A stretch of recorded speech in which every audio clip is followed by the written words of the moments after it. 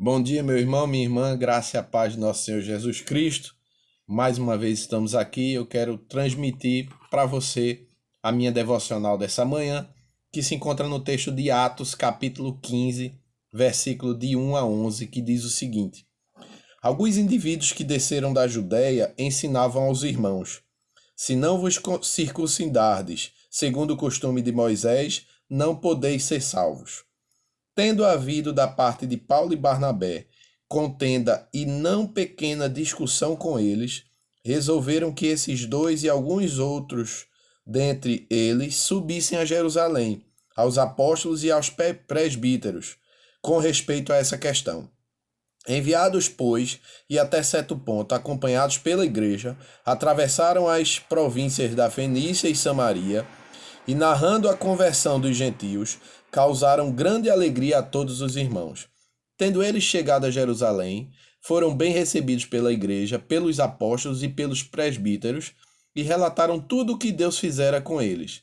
Insurgiram-se, entretanto, alguns da seita dos fariseus que haviam crido, dizendo: é necessário circuncidá-los e determinar-lhes que observem a lei de Moisés. Então se reuniram os apóstolos e os presbíteros para examinar a questão. Havendo grande debate, Pedro tomou a palavra e lhes disse: Irmãos, vós sabeis que, desde há muito, Deus me escolheu dentre vós para que, por meu intermédio, ouvissem os gentios a palavra do Evangelho e crescem. Ora, Deus que conhece os corações, lhes deu testemunho, concedendo o Espírito Santo a eles, como também a nós nos concedera. E não estabeleceu distinção alguma entre nós e eles, purificando-lhes pela fé o coração. Agora, pois, por que tentais a Deus, pondo sobre a cerviz dos discípulos um jugo que nem nossos pais puderam suportar, nem nós? Mas cremos que fomos salvos pela graça do Senhor Jesus Cristo, como também aqueles o foram. Irmãos e irmãs, a minha reflexão dessa manhã tem como tema o testemunho de Deus e a compreensão do homem. E eu faço as seguintes aplicações desse texto. Em primeiro lugar, eu vejo que é possível haver discussões teológicas.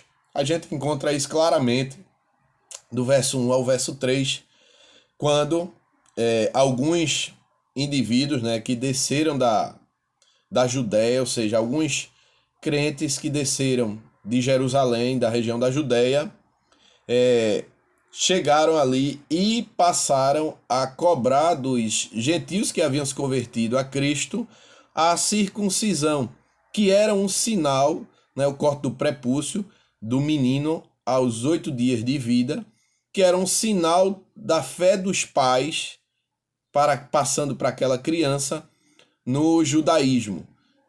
Então, quando os pais tinham um filho, eles circuncidavam essa criança aos 8 anos como sinal dessa fé, desse pacto com Deus.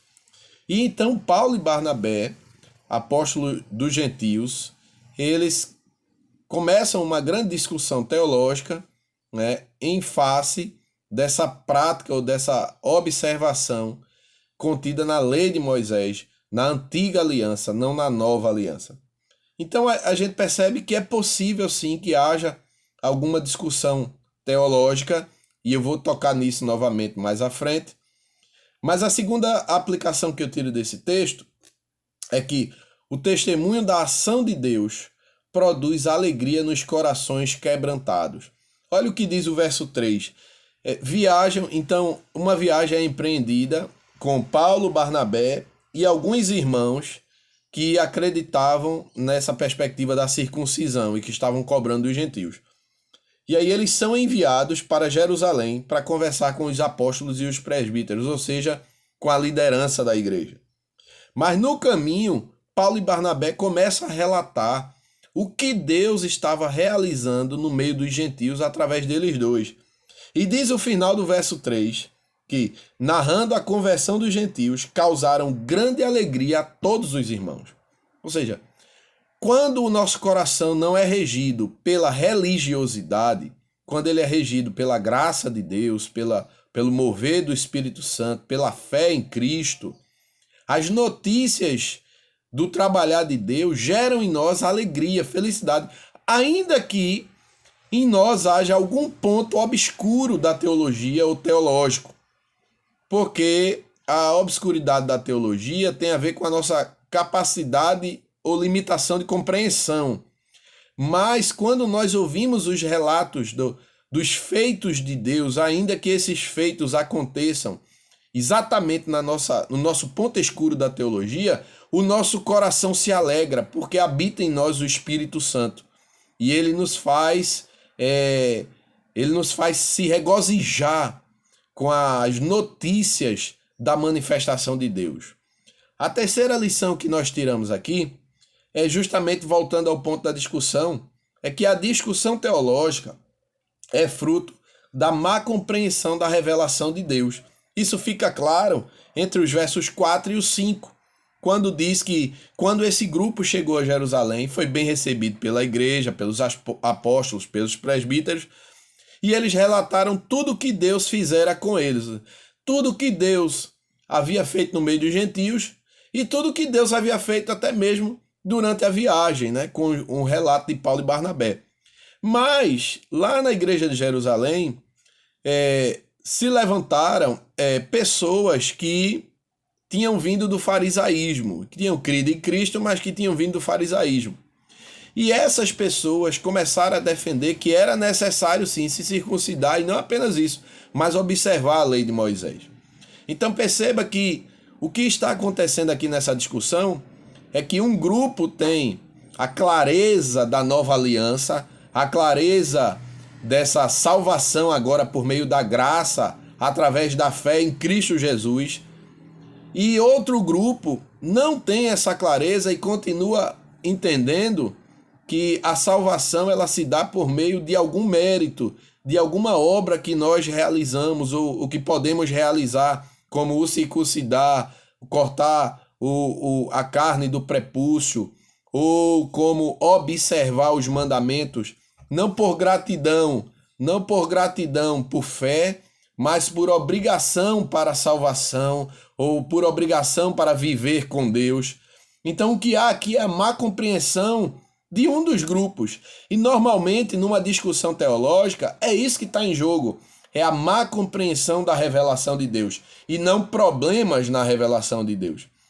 A quarta aplicação que eu tiro desse texto é que ouvir pessoas mais conhecedoras é um bom caminho. É isso que a gente percebe do verso 6 ao 7. Além deles procurarem ou serem enviados à igreja de Jerusalém, que era, digamos assim, a sede da igreja cristã naquela época, no verso 6 ao 7, diz que mesmo entre os apóstolos e presbíteros, quando eles começaram a examinar a questão, houve um grande debate. Mas Pedro tomou a palavra, né? A gente vê que desde os evangelhos, desde o período em que os discípulos estavam com Cristo, Pedro era um líder informal, não havia nenhuma liderança ou subliderança nos discípulos, mas Pedro era a pessoa que sempre tomava a iniciativa. Então, agora Pedro está aqui mais uma vez assumindo essa postura de liderança, e no verso 7 Pedro dá o testemunho de que ele mesmo foi chamado por Deus, escolhido, para pregar o evangelho entre os gentios, e que Pedro mesmo já havia informado o quanto Deus havia realizado através dele no meio dos gentios e como os gentios rapidamente aderiam à fé cristã, criam em Cristo. Então, é sempre bom numa discussão teológica você procurar pessoas que tenham mais conhecimento bíblico, não é mais experiência de vida, é mais conhecimento bíblico para tentar lhes esclarecer os pontos da discussão. Quinta aplicação que nós tiramos nessa manhã é que Deus segue o seu plano, não as nossas teologias. E nós percebemos isso do final do verso 7 ao verso 8, quando Pedro diz que Deus escolheu ele dentre os apóstolos para que, por intermédio de Pedro fosse aos gentios pregar a palavra e crescem. Mas vocês devem lembrar que Pedro não foi inicialmente de bom grado, né? Deus trouxe uma visão a ele enquanto ele estava dormindo no terraço de uma casa com um lençol cheio de animais impuros. e manda ele comer, e ele mesmo diz a Deus: não, Senhor, não vou comer isso é impuro. E Deus insistiu até que ele entendeu que aquilo que Deus considera puro, não considere o homem impuro. Então até Pedro teve um tempo para digerir essa nova perspectiva do evangelho de alcançar todas as nações. Mas no verso 8, Pedro diz: Deus que conhece os corações, lhe deu testemunho concedendo o Espírito Santo aos gentios. Então perceba que Deus está se revelando a nós por meio da sua escritura sagrada, a Bíblia, né? Os 66 livros canônicos.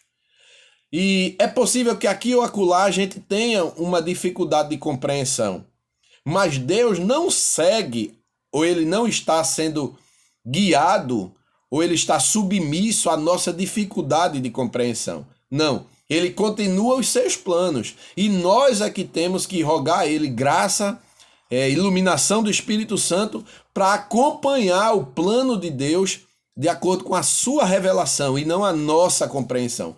Porque do contrário estaríamos enclausurando Deus em nossa teologia, ou seja, em nossa forma de enxergar Deus e a sua revelação e o seu plano e etc. A sexta lição que nós tiramos aqui é que Deus não faz acepção de pessoas, pois todas as pessoas são iguais perante ele. Versículo 9 deixa isso claro. E não estabeleceu distinção alguma entre nós e eles, purificando-lhes pela fé o coração. Todo ser humano, primeiro, é criatura de Deus. Segundo, todo ser humano diante de Deus é pecador. Se há uma coisa que nos iguala, é a nossa natureza caída, é a nossa condição natural. Fora de Cristo, nós somos pecadores. Todo desígnio nosso é mau, ainda que para a sociedade ele alcance algum status de bem, de bondade. Para Deus, tudo que nós fazemos está manchado, maculado pelo pecado, e por isso espiritualmente não gera nenhum bem diante de Deus. Então é assim que Deus enxerga todo mundo. E se Deus enxerga todo mundo assim, significa que ele pode presentear qualquer pessoa com sua salvação, que é um dom de Deus. A gente vai ver isso no próximo tópico. Que é um dom de Deus. Então, Deus salva quem ele quer, de onde ele quer, do povo que ele quer, com a língua que ele quer. Deus faz o que ele quer. Ele faz o seu plano se cumprir e não se submete à nossa teologia. Nossa teologia é que tem que acompanhar o plano de Deus e não o plano de Deus a nossa teologia. Então, todos somos iguais diante de Deus. E até mesmo nós, que já fomos encontrados pela graça de Cristo e fomos regenerados pelo seu Espírito, só há uma diferença entre nós e um incrédulo.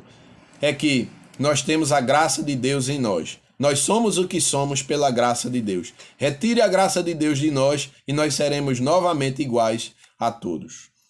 E a sétima lição que nós tiramos aqui é que não devemos transformar a vida cristã em religiosidade. Verso 10. Agora, pois, por que tentais a Deus, pondo sobre a serviço dos discípulos um jugo? Veja, Pedro está mostrando que nem mesmo os judeus conseguiam viver a lei de Moisés. Então, como é que agora que Cristo nos libertou do pecado pela graça, pela fé nele, e por sua obra de redenção na cruz do Calvário, onde Cristo leva sobre si todo o nosso pecado, toda a nossa culpa, recebe a ira de Deus sobre ele, para que nós possamos ter paz com Deus e amizade com Deus, como é que agora eles queriam trazer toda aquela carga religiosa farisaica sobre os cristãos gentílicos? Não, nós não devemos carregar a vida cristã de religiosidade, meus irmãos. Nós vivemos num país muito sincrético, nós vivemos num país supersticioso, nós vivemos num país místico, né? Um país de muita religiosidade, e nós devemos nos livrar de qualquer resquício desse para refazer a nossa mente a partir do Evangelho de Jesus Cristo, a partir da Bíblia. Veja que o próprio Paulo falou disso em Romanos 12, 2. Mas transformai-vos pela renovação da vossa mente, para que experimenteis qual é a boa, perfeita e agradável vontade de Deus. Requer de nós uma transformação da mente, uma metanoia, né? Uma alteração da mente, ou seja, a gente precisa descartar a cosmovisão, a forma que nós temos de ver o mundo, a vida, a morte, a existência, o serviço, né, as relações, para receber ou para adquirir ou para buscar essa nova visão de mundo, morte, relações, serviços, a partir do Evangelho de Jesus Cristo, a partir da ótica cristã. Ok? E isso não vem da igreja, isso vem da palavra de Deus. Qualquer tradicionalismo da igreja deve ser revisto à luz da palavra de Deus e aprovado ou reprovado por ela e vivido ou não vivido por ela. Ok? E em último lugar, a salvação é um presente de Deus. Pedro deixa isso claro no verso 11. Mas cremos que fomos salvos pela graça do Senhor Jesus, como também aqueles o foram. Ou seja, a salvação não é por mérito, não é pelo que você faz ou pelo que eu faço. Salvação não é por meio de outros intermediários, não é. O único intermediário, o único mediador entre Deus e os homens é Cristo, e salvação é um presente de Deus, é dom de Deus. Romanos 6,23. O salário do pecado é a morte, mas o dom gratuito de Deus é a vida eterna. É um presente de Deus. Pela graça de Deus sois salvos, mediante a fé, e isto não vem de vós, é dom de Deus, até a fé vem de Deus. Então, salvação é presente de Deus, é de graça, vem por meio da fé, fé exclusivamente em Cristo, e quem crê em Cristo já tem a vida eterna, mas a terá plenamente quando o Redentor voltar nos ares para buscar a sua igreja e exercer juízo sobre a terra. Amém? Que Deus te abençoe com essa devocional e que você possa ser edificado e edificada para a glória do Senhor. Divulgue o nosso canal, se inscreva nele, ative o sininho para que nós possamos continuar com uma boa transmissão para você. Deus te abençoe. Tchau, tchau. Bye, bye, em nome de Jesus.